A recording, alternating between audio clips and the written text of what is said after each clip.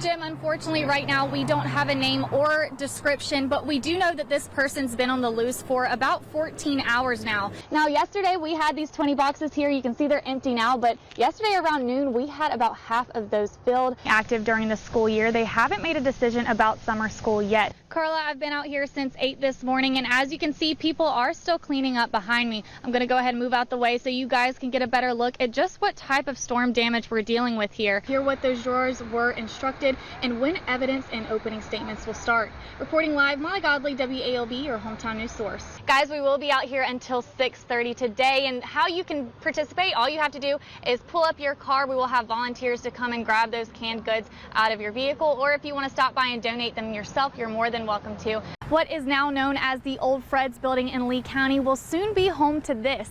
Albany Area Primary Health Care's newest investment. Crisp County Schools is taking education from the traditional building and putting it on wheels. This is the Cougar Connection Mobile Learning Center, a way for them to meet students and families where they are. That woman tells me that her and her 3 children were standing here in their front yard, just steps away from this spot right here where her St. Bernard mix was shot. Phillips, who's been working on this case since early this morning, and Detective Phillips, do you guys have any idea where this suspect may be, and what are you guys trying to do to find him?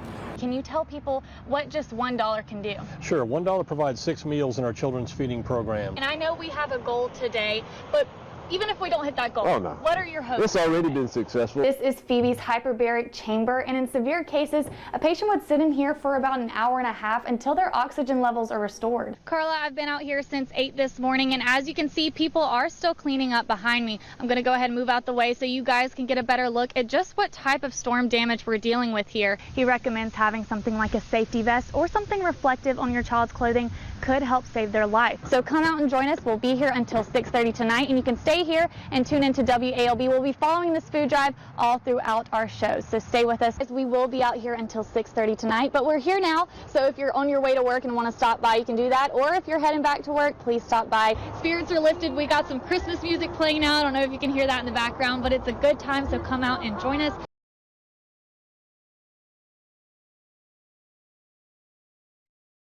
The doors are locked, and this sign is posted, leaving many people who want medical attention having to drive at least an hour for it. The newly elected mayor, Bobby Jenkins, says this hospital was around for decades, opening in the late 40s. Now, years later, gone. My wife's aunt got sick, had to rush her to the emergency room up here. Just to think, if there were no emergency room, then you got to go 30, 40 minutes away for services. That's just frightening.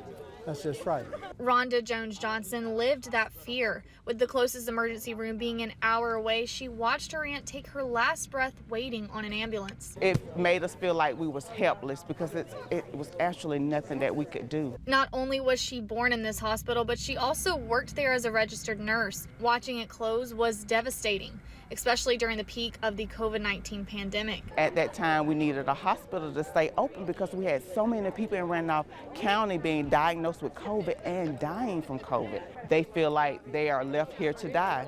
The issue they're hoping can bring the hospital back: Medicaid expansion. One of the major issues Stacey Abrams is running on in her race to become governor. She argues Medicaid expansion would give 520 more people in Cuthbert alone health insurance. Our responsibility is to not impose our own notions of who deserves to be healthy and who deserves to have support.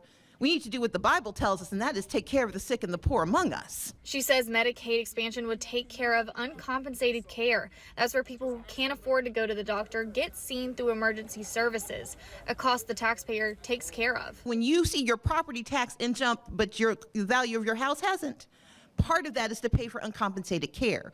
When we expand Medicaid, and the county government gets that money back. Adding the county can then invest in an ambulance, roads, and the school system. Molly Godley, WALB, your hometown news source.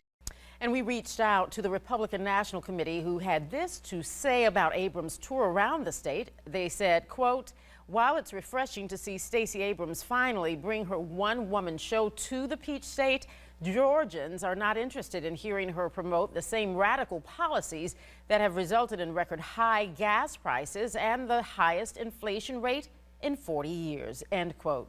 On days like this, when parking spots are hard to come by, a shuttle service run by volunteers makes it easier to get from here to there. Well, so far today, I've taken 33 people. Kenneth Stutley is a volunteer shuttle driver at Phoebe, Maine, and has been for over a year. Retiring not once, but twice, he wanted to continue giving back. I get a good feeling for doing it because I love to help people. A trait he says he got from his mom. Be careful now. After not being able to volunteer for over a year due to the pandemic, he's happy to be back. You care for a ride, ma'am?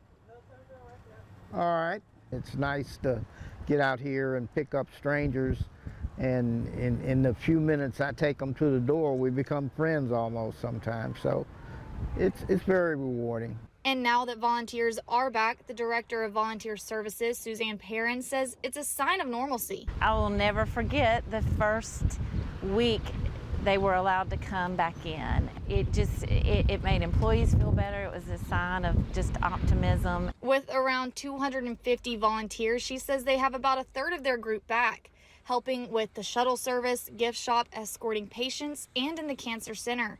She says their smiles and service is appreciated. It's a good thing for everybody when they're here. One writer had this to say.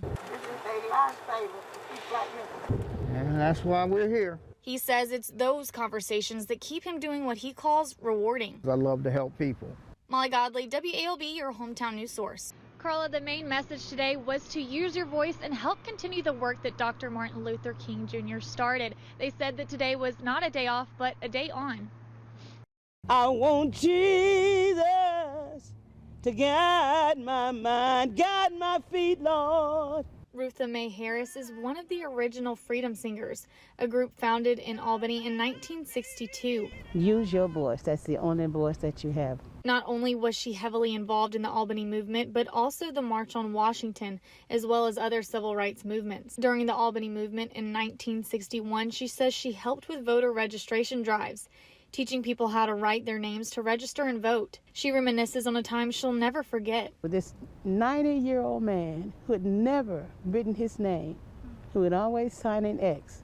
So I taught him how to write his name, and then I carried him down to become a registered voter at the age of 90.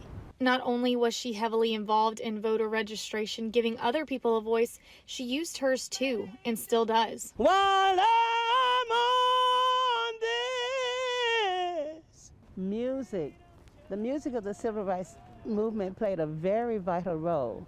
Personally, I think without the songs of the civil rights movement, there wouldn't have been a movement, because the songs kept us from being afraid. Even though the Albany movement had already begun, she says Dr. Martin Luther King Jr.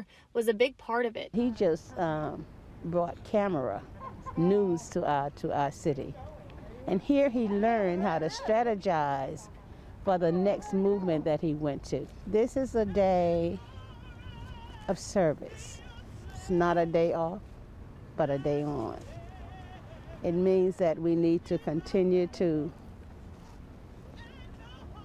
pursue the dream of Dr. Martin Luther King, Jr. Be free. Harris says she hopes this day is used to inspire other people to use their voice for justice. Reporting live, Molly Godley, WALB, your hometown news source.